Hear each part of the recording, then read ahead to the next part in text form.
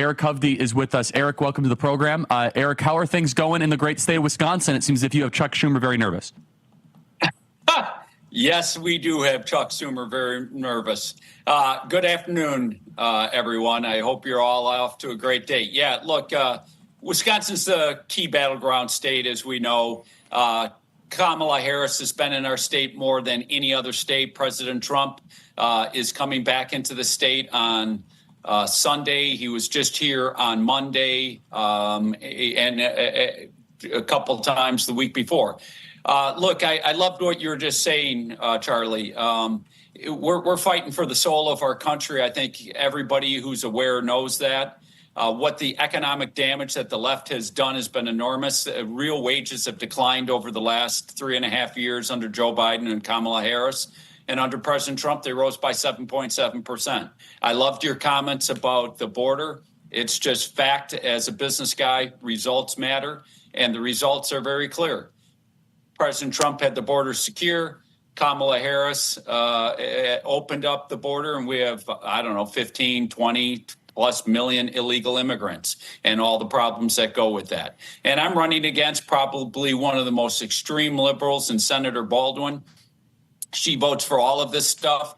We have a big issue going on right now in our state, and I think it's happening in every state, where the Department of Education and the Agricultural Department are withholding funds on school districts if they don't allow boys to play in girls' sports or guys to go into girls' locker rooms and bathrooms. Think of how sick that is. So these are the issues that I'm talking about, and I feel really good where the race stands right now. Yeah, and Eric, you've been running such a great race, and credit to you is that you've just keep on being disciplined regardless of the attacks against you. Talk about your opponent, Senator Baldwin, who is a rubber stamp for this agenda. Look, Senator Baldwin has been in politics literally for 40 years. County government, state government, and then in Washington, D.C. for 26 years.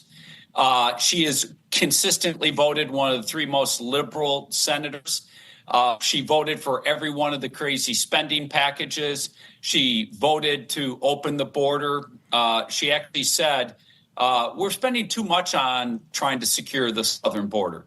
To give you her perspective on the social issues, because she's as far out there as anybody, she gave our taxpayer money through an earmark to a transgender clinic here in Madison that doesn't even notify parents. Think how sick that is. So she's just radical left. She's a rubber stamp, votes with Joe Biden 95.5% of the time. She never accomplishes anything other than stamping what the progressive left is. And here's the biggest joke about her. She's the ultimate hypocrite. She says she's fighting against Wall Street, talks about income inequality and the wealthy have to pay their fair share. And yet she lives basically with a Wall Street executive in New York, Maria Brisbane, who designs tax strategies for the uber wealthy and invest in biotech and pharmaceutical companies that Senator Baldwin's committee oversees, and they don't have to report it and disclose those investments because they're not legally married. So she's an utter hypocrite on top of being just a radical leftist. So talk about the state of Wisconsin. Wisconsin is historically very hard to poll. It is notoriously a state where Wisconsinites don't like talking to outside pollsters about how they're feeling about things and how they view politics. In fact, in 2020, of Wisconsin, Michigan, Pennsylvania, it was the worst polling for Donald Trump of those three, yet the best performance. He overperformed every poll and ended up 20,000 votes, ballots short. And so there's something about Wisconsin where you just got to keep your head down, do the work, and the people of Wisconsin end up making really rational and good decisions. Ron Johnson really shows us that despite what the polling shows, you can be victorious. What are you seeing on the ground? What are you hearing? What's the vibe in Wisconsin?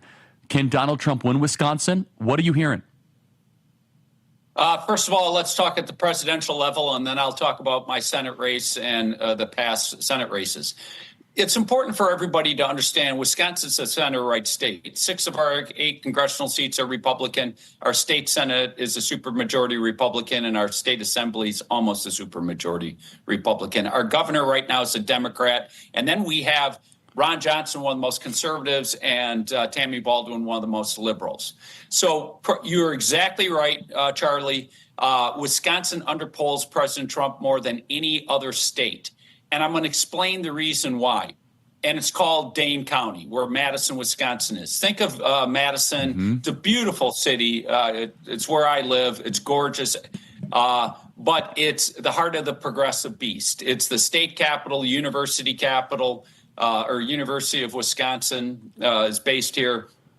And so it's very progressive, kind of like Berkeley, California. So if somebody calls you and asks you, are you voting for President Trump, or texts you, you're not going to acknowledge that if you're living here in Dane County.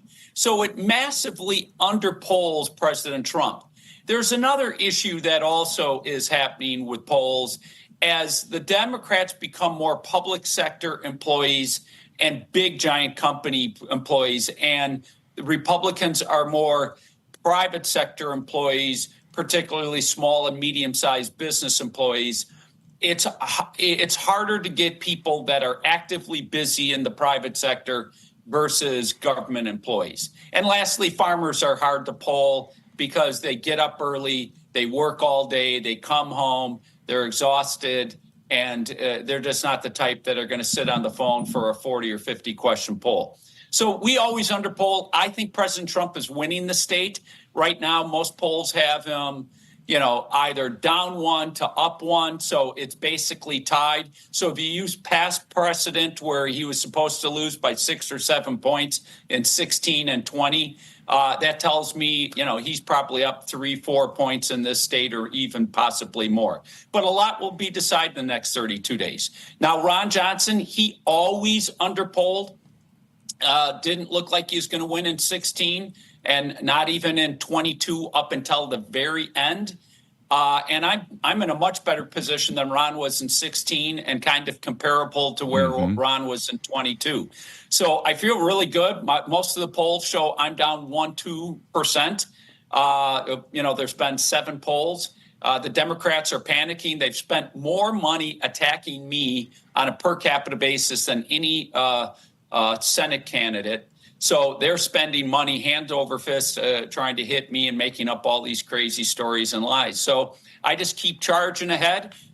Look, we got to save this country. It's that simple. I'm in this for one reason. I love America. I couldn't sit by and just watch my country get melted down. That's why I got into this fight, because we've got to save this country. But I can't do it without all of you. And your involvement in our state is huge. Send some donations to erichovde.com, but tell your friends, get out, knock doors. With your help, I can pull this thing off.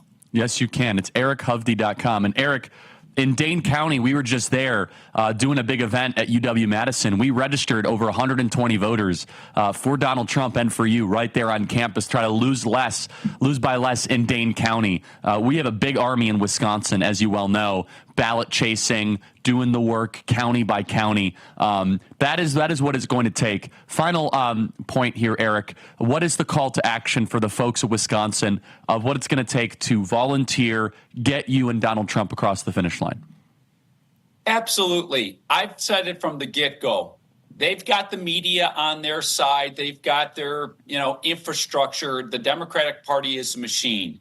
But we've got the people. And I believe people have woken up and realized, this is such a consequential election.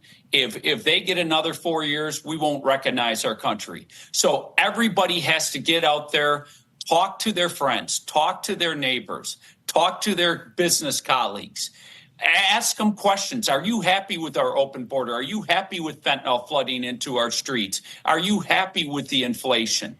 Are you happy that FEMA's run out of money to help those victims of the hurricane because they used it on illegal immigrants and flying them into our country.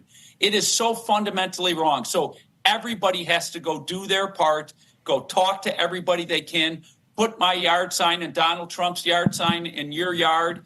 But just, you are a person of influence. So go use that and bring them over to our side, and let's win in November. I love it. Eric Hovde, we are behind you 100%. Thank you so much.